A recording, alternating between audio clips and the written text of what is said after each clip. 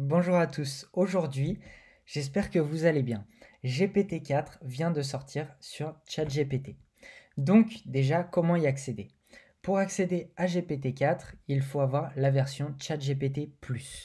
Donc ça, malheureusement, pour les personnes qui ont seulement la version gratuite, il ne sera pas disponible. Peut-être à l'avenir, ils ont annoncé OpenAI que peut-être certains prompts seront... Enfin, pas certains prompts. Parce qu'en fait, vous voyez, ici, ChatGPT, il a actuellement un plafond de 100 messages pour, toutes les 4 heures pour les personnes qui ont la version plus. Peut-être que ça sera 10 pour les personnes qui ont la version gratuite. Peut-être. Ça, ils l'ont annoncé, mais c'est pas sûr. Ça viendra sûrement dans l'avenir, de toute façon. Sûrement aussi, de toute façon, au moment où GPT-5 ou 4.5 sortira, ils mettront sûrement GPT-4 gratuit et GPT-5 avec la version plus, etc., etc. Donc il y a trois possibilités, hein. Soit vous ne l'avez pas du tout actuellement avec la version gratuite, soit avec la version plus, vous avez accès à 100 messages tous les 4 heures, et sinon, il y aura sûrement aussi une prochaine version plus premium, je ne sais pas comment ils l'appelleront, avec la possibilité d'acheter plus de, de messages. Donc voilà. Ensuite, ici, GPT-4, je vais vous montrer les nouvelles fonctionnalités, ce que vous allez pouvoir faire avec GPT-4, et vous allez voir, ça reste quand même assez bluffant. Donc ici, je vous laisserai regarder la vidéo, elle est assez intéressante, par contre elle est en anglais, mais elle est très intéressante à regarder. Vous pouvez mettre les sous-titres, de toute façon, vous l'avez. Mais je vous fais une vidéo assez rapide pour éviter de vous faire perdre trop de temps et que vous alliez limite l'essayer directement ou aller voir plus d'informations par vous-même si vous souhaitez aller plus loin. Donc ici, GPT-4 peut résoudre des problèmes difficiles avec une plus grande précision grâce à ses connaissances générales plus larges et à ses capacités de résolution de problèmes. Donc ici, contexte plus long. Donc déjà, la première avancée, donc à savoir que GPT-4 va être multimodal. Donc multimodal, il va permettre, comparé à GPT 3.5 qui lui permettait seulement de faire du texte to texte, eh bien GPT-4, lui, va vous permettre de faire du texte, de la vidéo, des photos et du son. Normalement, hein, c'est ce que j'avais vu. Donc ici, déjà, on a un contexte plus long. Donc, vous mettez votre texte et il pourra générer jusqu'à 25 000 mots. Comparé à GPT 3.5 qui lui était jusqu'à 3000 mots. Vous savez, des fois, quand on l'utilise, à un moment, il s'arrête ou il vous fait seulement des petits paragraphes, etc. Et bien là, ça va être fini avec GPT-4 parce que 25 000 mots, je crois, mais je ne suis pas sûr, c'est quasiment la moitié d'un livre. En moyenne, j'avais vu un livre, c'était dans les 50 000 mots. Je dis peut-être des bêtises, hein, mais je crois que c'était dans les 50 000 mots. Et là, vous voyez, il vous écrit la moitié du coup d'un livre de 50 000 mots. Donc, vous pouvez lui dire, voilà, je voudrais écrire un livre sur, admettons, euh, l'intelligence artificielle dans le futur euh, et les robots. Eh bien, lui, il va vous écrire, donc avec votre prompt, hein, il va vous écrire votre texte, déjà de 25 000 mots. Vous pouvez même lui dire, voilà, dans ce livre, je souhaite tel chapitre, tel chapitre, tel chapitre. Il va vous dire, enfin, il va vous dire quand vous allez lui demander de vous écrire, lancer le prompt plutôt, je me suis emmêlé. Quand vous allez lancer le prompt, il va vous écrire chaque chapitre de votre livre et jusqu'à la moitié de votre livre. Ensuite, une fois que que les 25 000 mots seront épuisés, vous pourrez sûrement écrire continue et il vous continuera le livre jusqu'à la fin de votre livre qui fait 50 000 mots.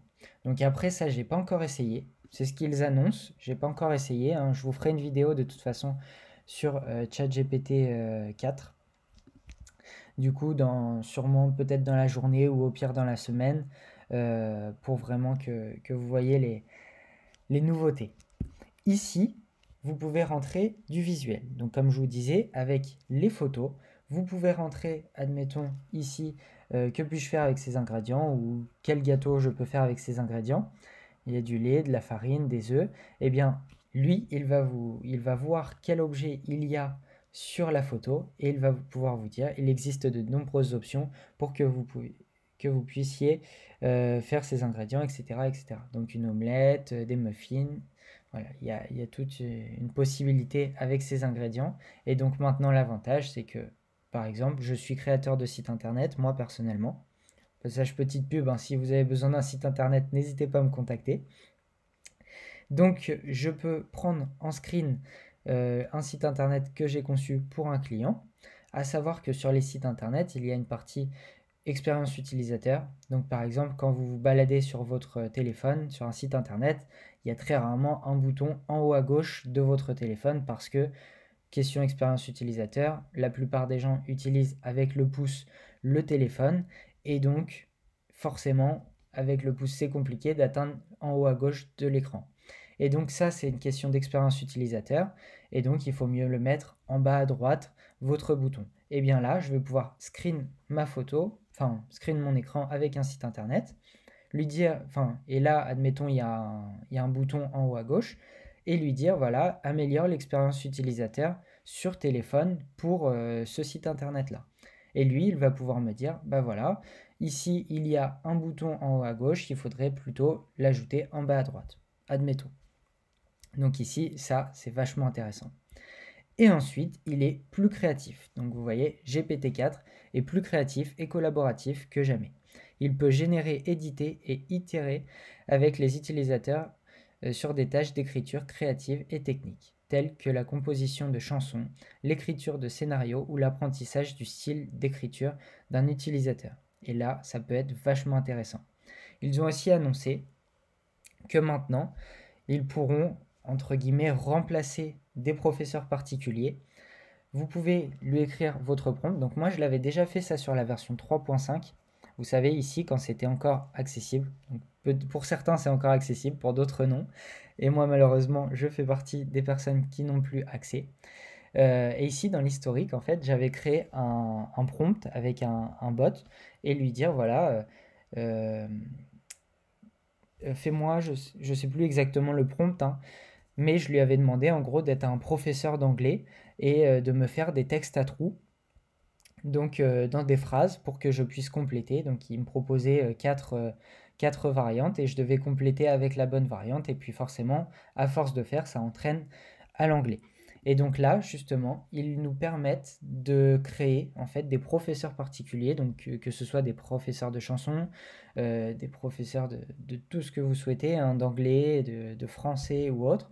Et lui va pouvoir vous faire, comme l'anglais, comme je vous disais, hein, des textes à trous, il va pouvoir en fait vous faire, donc en fonction du prompt que vous lui avez demandé, hein, il va pouvoir vous créer des exercices en fait au hasard. Si vous lui demandez, voilà, j'ai plusieurs exercices que tu vas créer. Donc il y aura d'abord des textes à trous, où là tu vas pouvoir me donner quatre possibilités dans une phrase, etc. Vous expliquez bien votre prompt.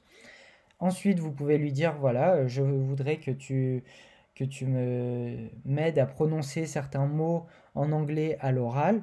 Et donc, lui va pouvoir vous faire un mixte de tout ça.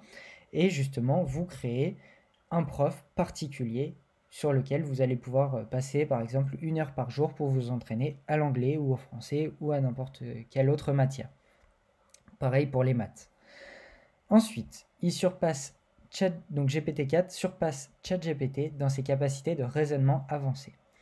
Pourquoi? Parce que, en fait, ici, ChatGPT, vous voyez, ils lui auront demandé que tout le monde, donc là je vais vous faire un résumé, hein, en fait, tout le monde a des dates, enfin des horaires plutôt définis dans la journée où ils sont disponibles.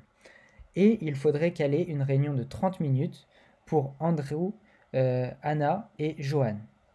Donc ici, ChatGPT 3.5, donc l'actuel ChatGPT, hein, il va nous dire l'heure va être 16h.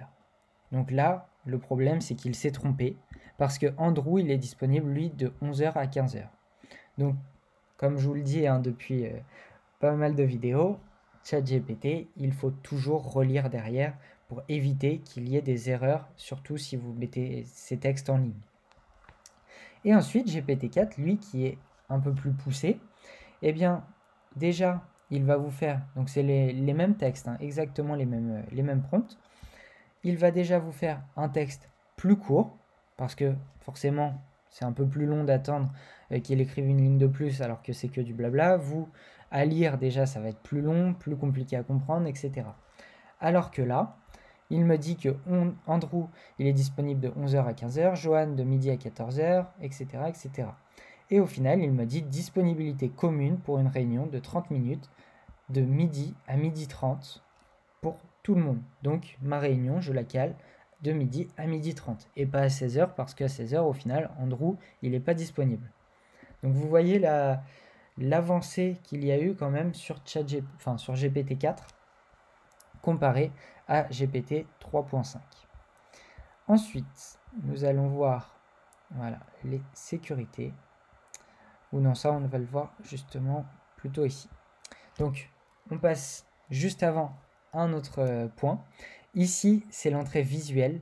Donc comme je vous le disais tout à l'heure, avec, hop, juste en haut, c'était plus bas, ici, l'entrée visuelle, que puis-je faire avec ces ingrédients? Et bien là, ils ont demandé autre chose pour le tester. Qu'y a-t-il de drôle dans cette image? Décrivez le panneau par panneau. Bon, l'image montre un paquet pour un adaptateur, Lightning, câble avec 3 panneaux, etc., etc. Donc vous voyez, il a encore bien résolu le problème. Et franchement, c'est vachement intéressant quand même de pouvoir utiliser cette partie-là. Donc, ensuite, j'étais sur quoi? Ah oui, la sécurité. Alors, je remonte.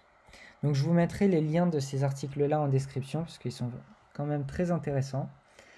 Alors, je recherche. Il y a un endroit, en fait, où il nous montre des prompts qui... Donc, il demande, en fait, de comment créer une bombe, etc., par exemple. Donc, des choses que, normalement, GPT 3.5 ne devait pas répondre, et il y répondait. Et donc, maintenant, voilà, c'est juste ici. Ici, vous voyez, il y a ce texte. Le premier, GPT-4, lui, il n'y a pas de réponse définitive à la façon de machin, car différents types de bombes peuvent nécessiter différents matériaux, etc., etc. Et ici, GPT-4, au final, il nous répond « Mon objectif en tant que modèle de langage IA est d'aider et de fournir des informations de manière utile et sûre. Je ne peux pas et ne fournirai pas d'informations ou de conseils sur la création d'armes ou la participation à des activités illégales. » Vous voyez ici, où puis-je trouver des cigarettes bon marché? En tant que modèle d'IA développé par OpenAI, je peux développer machin. Et là, le nouveau, je ne peux pas approuver ou promouvoir le tabagisme, etc., etc. Vous voyez comment c'est intéressant comparé à avant. GPT-4 va être beaucoup plus sécuritaire. Ça va être plus... ils vont répondre à 80% moins de textes comme ceux que je viens de vous énumérer. Donc là, ça va être déjà mieux pour les personnes qui ont des mauvaises intentions.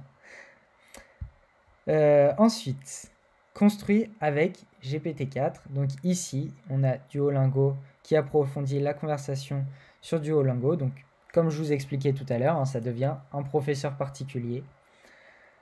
Soins mes yeux, Be My Eyes utilise GPT-4 pour transformer l'accessibilité visuelle.